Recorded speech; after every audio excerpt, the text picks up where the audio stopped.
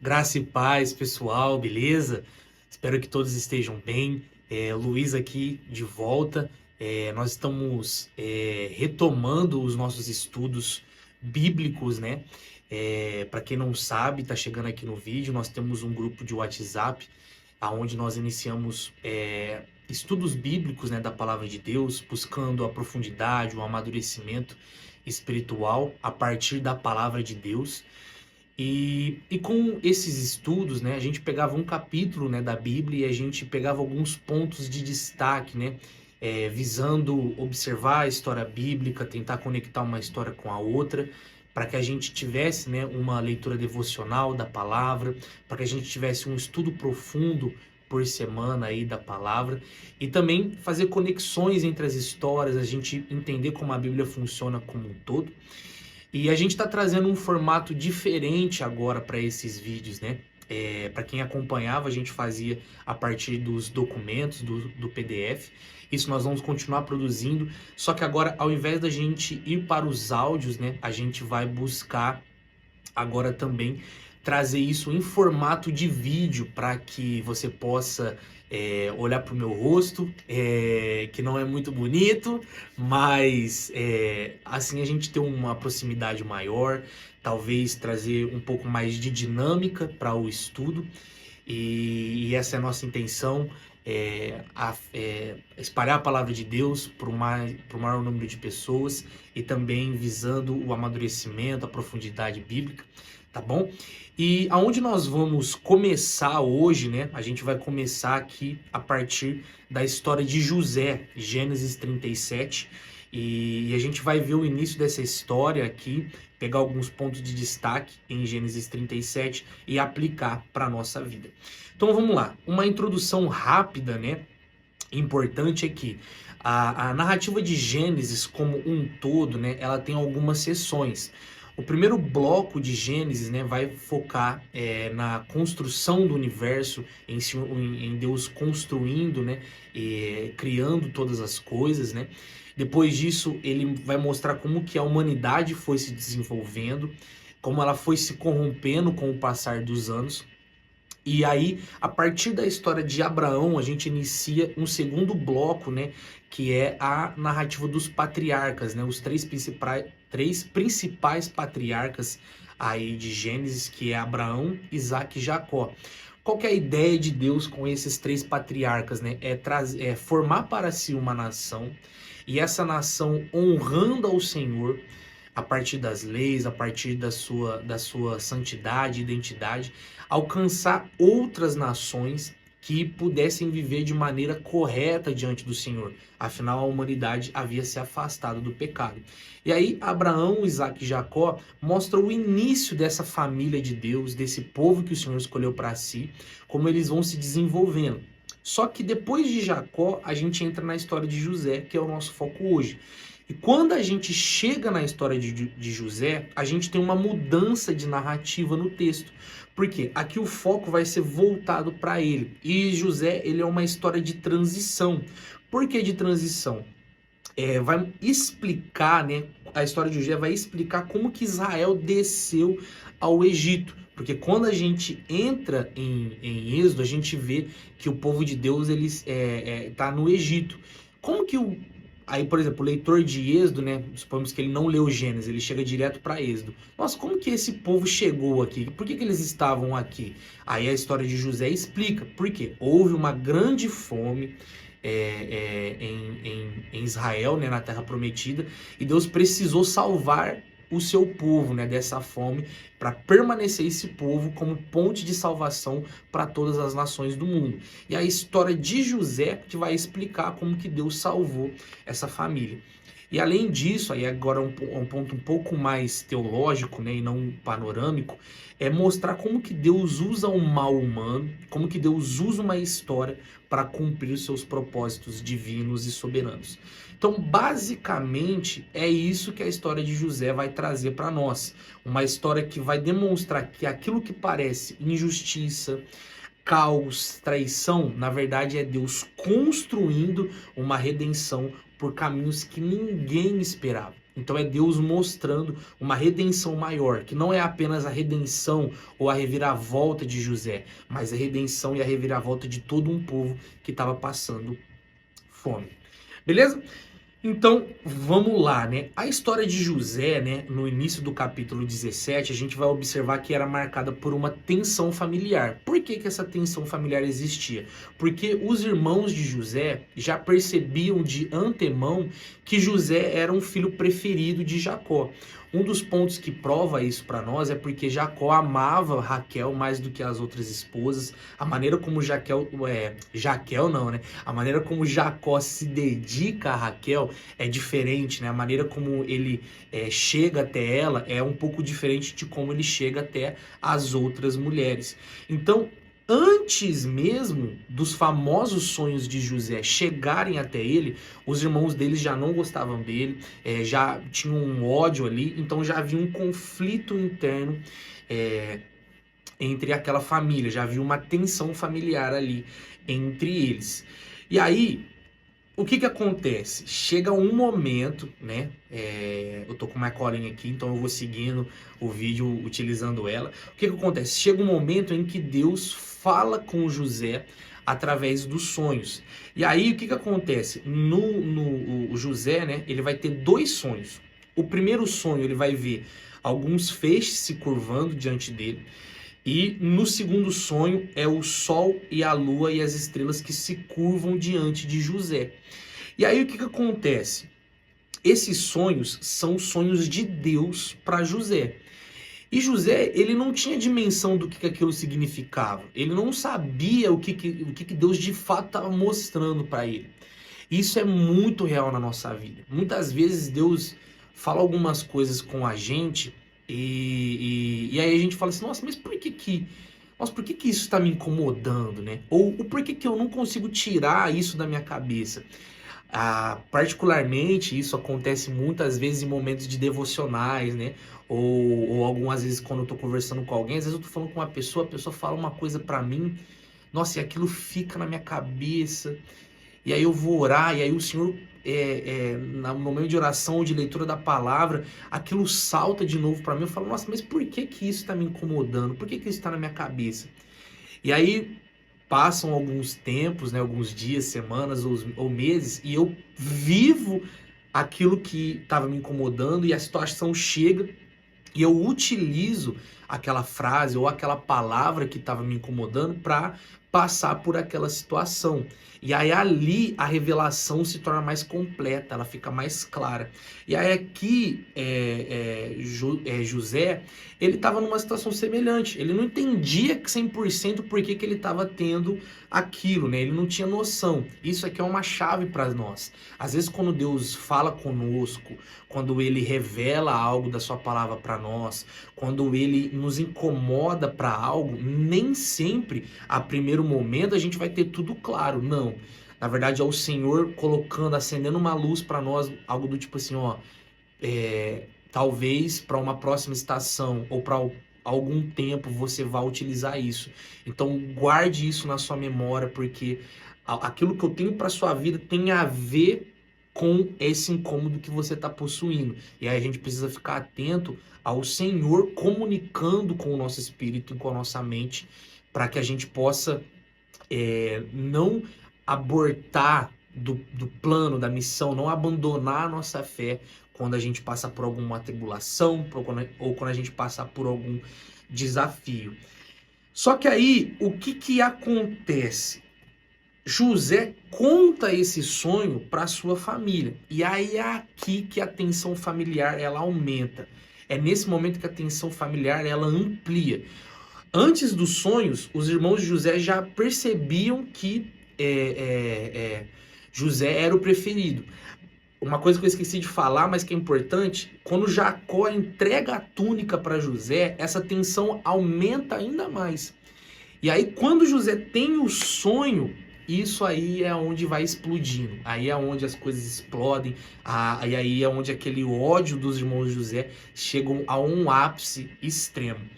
E aí é que vem a questão da trama dos irmãos de José, ou do plano dos irmãos de José para matar ele para fazer com que definir a vida de José. E aí eles começam uma conspiração ali para com José, a fim dele não dominar sobre a vida dos seus irmãos. Porque quando José revela esse sonho para toda a família, a impressão que fica é justamente essa. Que José... Pô, o que o José está querendo dizer? Que os feixes vão se curvar diante dele. Significa então que a gente vai se curvar, vai se prostrar diante dele, diante de José. E aí essa questão da primogenitura na família patriarcal, né, antiga, era muito complicado, porque tinham direitos, tinha toda a questão da primogenitura. Então os irmãos mais velhos de José ficaram incomodados, e teoricamente era algo normal de se esperar naquela época. E aí eles começam a conspirar para acabar com José. E aí o que acontece? O final do capítulo vai mostrar que José de fato é vendido, né? Que eles concretizam esse plano e tudo mais. Só que para o nosso estudo tem 2 pontos de destaque que eu queria trazer para nós, que foram o que eles me chamaram mais a atenção. A primeira coisa é que enquanto eles estavam fazendo essa conspiração para com José, a gente vê Rúben, né, que é o irmão mais velho, que ele tenta, né, de alguma forma ali, parar os seus irmãos. Olha só o que está falando no verso 21 e 22. E ouvindo o Rúben, livrou das suas mãos e disse, não lhe tiremos a vida. Também lhes disse Rúben, não derramareis sangue, lançai-o nesta cova, que está no deserto, e não lanceis mãos sobre nele. Isto disse-lhe para livrá-lo, glória, das mãos deles, para torná-lo a seu pai. Então aqui a gente nota que Rúben, de alguma forma, ele tentou intervir na conspiração dos seus irmãos, porque a ideia deles era de fato acabar com a vida de José. E aí ele fala assim, não põe a mão nele não vamos fazer nada, nenhuma agressão, coloca ele nessa cisterna aqui, para a gente levar ele pro nosso pai. E aí o que acontece? A gente vê Rúben, de alguma forma, como um irmão mais velho, intervendo, né? Ele tá botando a sua mão ali, ele tá interferindo na situação para que José não tivesse a sua vida tirada. Só que o que acontece? O verso 29 vai falar o seguinte, voltando, pois, Rúben à cova. Ou seja, esse verso diz que logo depois de Rúben intervir, ele sai. E aí, alguns comentários bíblicos mostram que José, ele tentou sair daquela situação, ele tentou se afastar dos seus irmãos, porque ele foi tentar pensar em alguma forma de resolver aquela situação sem ter um confronto direto com os seus irmãos. E aí é aqui que fica complicado, porque isso demonstra uma certa impotência de Rúben, como que a mão dele estava limitada diante daquela situação. Por quê? Como que ele poderia resolver aquele conflito sem ter um confronto direto com os irmãos dele? É claro que aí, quando ele opta por se afastar, ele perde força, ele fica impotente diante daquela situação.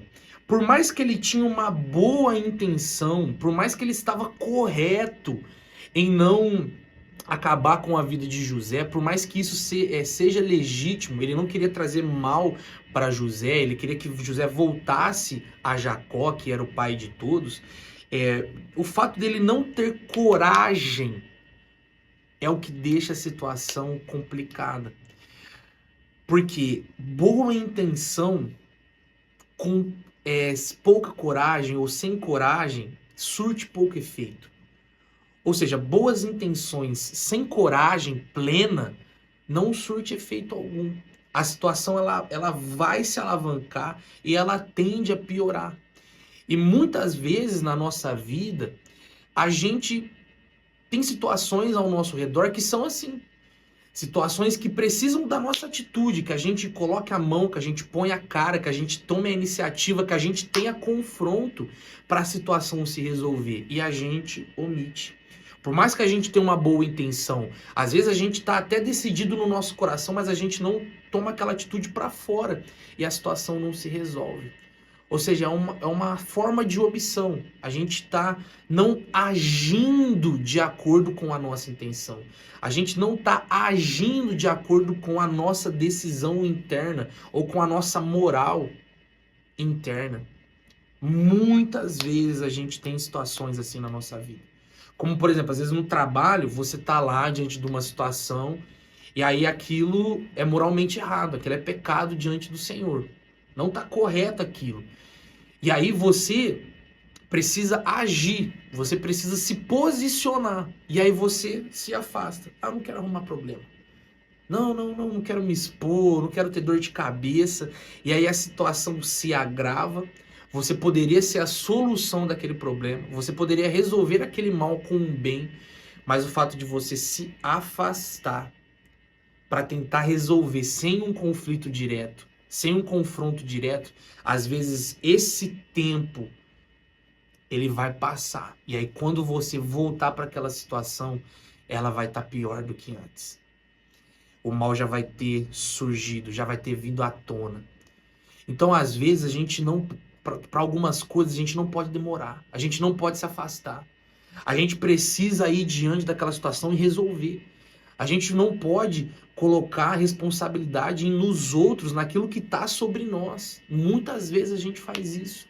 Isso revela a nossa falta de coragem, a nossa falta de compromisso com o Senhor, a nossa falta de confiança em Deus. Meu irmão, se aquilo é o certo, se aquilo é o correto, se está diante de nós, nós temos competência, nós temos autoridade, por que nós não fazemos? Precisamos agir, precisamos realizar. Deus deu a unção, Deus deu a autoridade, a palavra está conosco, está alinhado com a palavra de Deus, a Bíblia afirma que aquilo é o correto. Porque nós estamos nos omitindo.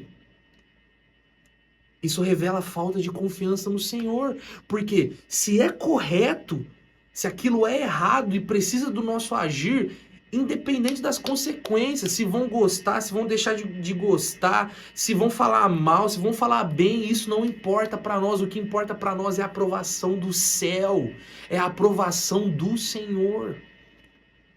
Lembre-se, boas intenções sem coragem não surtem efeito, não geram resultados, não praticam aquilo que é o correto. Talvez essa seja a frase ideal. Boas intenções sem coragem não realizam o que é certo. Que essa verdade esteja sobre o nosso coração.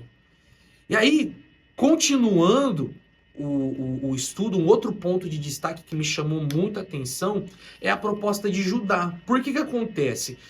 Judá, ele foi um pouco mais racional que os outros irmãos. Nesse tempo em que Rúben se afasta, né, Judá, como um dos irmãos mais velhos também, ele toma a iniciativa, esse papel de liderança, e ele dá uma sugestão. Ele fala assim, não vamos pôr a mão nele não. Não vamos derramar sangue não. Qual vai ser o lucro que a gente vai ter com o derramamento de sangue de José? E aí a gente vê que isso aqui é um freio moral, né? Porque Judá chega até a citar, gente, ele é nosso irmão. Por mais que a gente tenha mães diferentes, ele é nosso irmão, ele é filho de Jacó também, então ele é sangue. Ele é sangue do nosso sangue, ele tá com a gente. Só que o que acontece? Judá, ele vai trocar um mal por um outro mal. Por quê? Por mais que ele fale assim, não vamos pôr a mão nele não vamos derramar sangue, mas vamos vender, porque de alguma forma a gente vai poder lucrar com isso. E aí essa questão do lucro é o que mexe com os irmãos, né? Na verdade são duas coisas que mexem com os irmãos. O fato de não ter o derramamento de sangue, a gente vê que é um zelo maior, né, por derramar sangue, você vê que é uma coisa que assustavam as pessoas daquela época, e a questão do benefício, né, eles poderiam ganhar alguma coisa ali com a venda de José. Se eles acabassem com a venda de José, a consequência ou o lucro seria derramamento de sangue. Isso não é bom, isso é prejudicial. Eles não queriam esse peso, essa culpa sobre eles. E do outro lado, além de não derramar sangue, eles teriam o dinheiro da venda de José. Por mais que isso parece um pouquinho de ternura, e de fato foi, por mais que ele está se mostrando um pouco mais racional, e de fato ele foi mais racional, por mais que seja menos pior o que Judá está propondo, no final ele ainda está praticando mal. Só que o mal que foi socialmente mais aceitável por seus irmãos. Que haveria o lucro, não teria derramamento de sangue, e estava tudo correto. Só que mesmo assim eles optaram. E às vezes a gente faz umas escolhas parecidas dessas também. Às vezes a gente chega diante de algumas situações e a gente olha assim e fala assim: caramba, nossa, isso aqui é muito ruim. Eu vou optar por isso. Só que as duas coisas são pecado. As duas coisas estão erradas. As duas coisas ofendem o coração do Senhor. As duas coisas são condenáveis de acordo com a Escritura. Foi esse o pensamento de Judá. Ó, nós não vamos matá-lo, mas nós vamos vendê-lo como escravo. Olha só o raciocínio aqui. Olha só como que às vezes a mágoa, o ódio, o rancor chega ao limite na vida humana. Olha só o ponto que chegou, irmãos, sangue do sangue, como disse Judá. E na nossa vida acontece coisas assim. Às vezes, né, para os casais, né, às vezes a gente se cai assim: cara, eu não traí a minha esposa corporalmente. Eu só assisti ali um negocinho. Eu só flertei.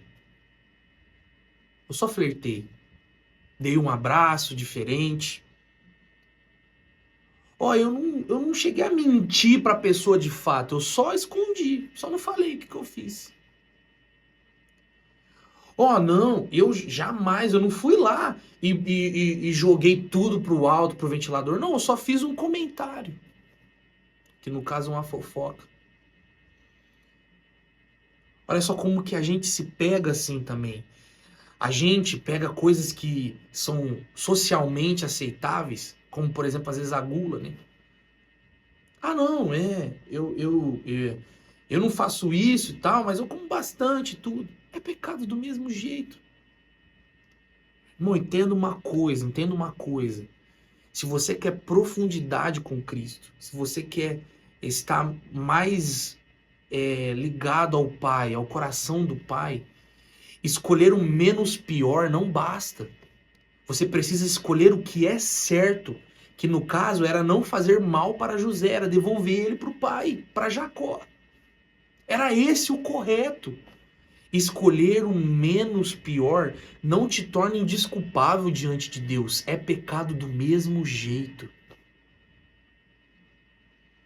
E essa história mostra como que a gente negocia com o pecado.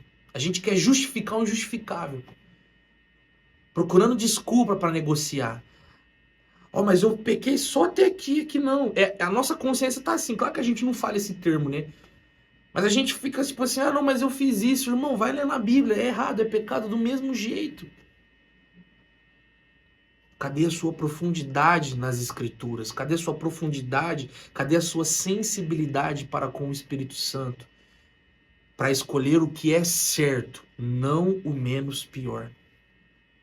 Amém? E aí, o final do capítulo mostra, né, o que eu já comentei, que é justamente que José foi vendido. É engraçado que Deus, né, ele está conduzindo essa situação. Por mais que foi errado o que Judá fez, Deus utiliza o fato de não matarem José, Deus utiliza esse fato para preservar a vida de José, a fim de que futuramente José pudesse viver os sonhos que ele teve do Senhor. Amém? Então, para nossa aplicação, e nós fazemos uma oração, nós precisamos tomar cuidado com o mal aceitável. Cuidado com o mal aceitável. Não basta escolher o mal que é menos pior. Deus não nos chamou para negociar com o pecado. Ele nos chamou para confessar, abandonar e obedecer a Ele. Segunda coisa, cuidado com a omissão. Cuidado com a falta de coragem. Se você tem uma bondade no seu coração, se você deseja fazer o bem, só que você não possui firmeza, intrepidez E isso não vai ser o suficiente. A bondade aqui dentro, na mente, sem atitude real, não é suficiente. Porque você não revelou, porque você não trouxe à tona, você não conseguiu efetivar isso até chegar ao próximo. Lembra, a bondade a gente pratica para uma pessoa, para com o próximo. Se essa bondade não sai do coração e vai para fora, a pessoa não foi alcançada, então a bondade não chegou até ela. A bondade não chegou até ela. Lembre-se, boas intenções sem coragem são insuficientes para fazer o que é certo. Amém?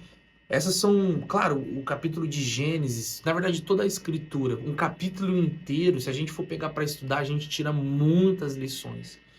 Mas para essa vez, o Senhor me atentou a esses pontos e eu espero que a gente possa viver eles.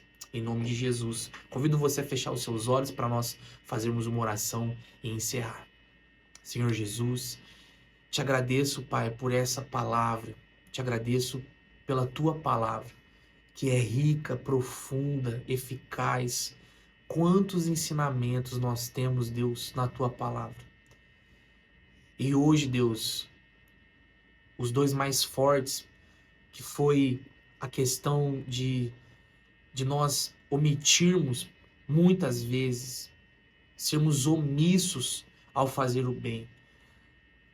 A nossa bondade às vezes para apenas na boa intenção, Pai.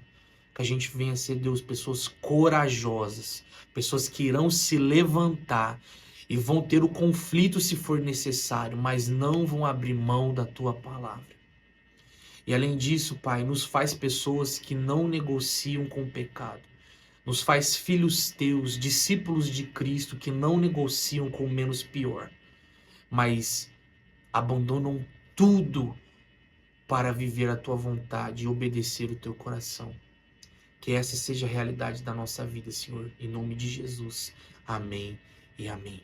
Pessoal, eu vou ficando por aqui, espero que esse vídeo, essa palavra tenha te abençoado. Você que tem desejo de acessar o PDF, que eu possuo o estudo completo, com mais comentários e tudo mais, entra no grupo de WhatsApp, comenta aqui embaixo eu quero, para que você receber esse link e ser edificado e alcançado pela palavra de Deus. Não esqueça de comentar, compartilhar, curtir, para nos ajudar com esse projeto e fazer ele permanecer durante muito tempo. Um grande abraço e até mais.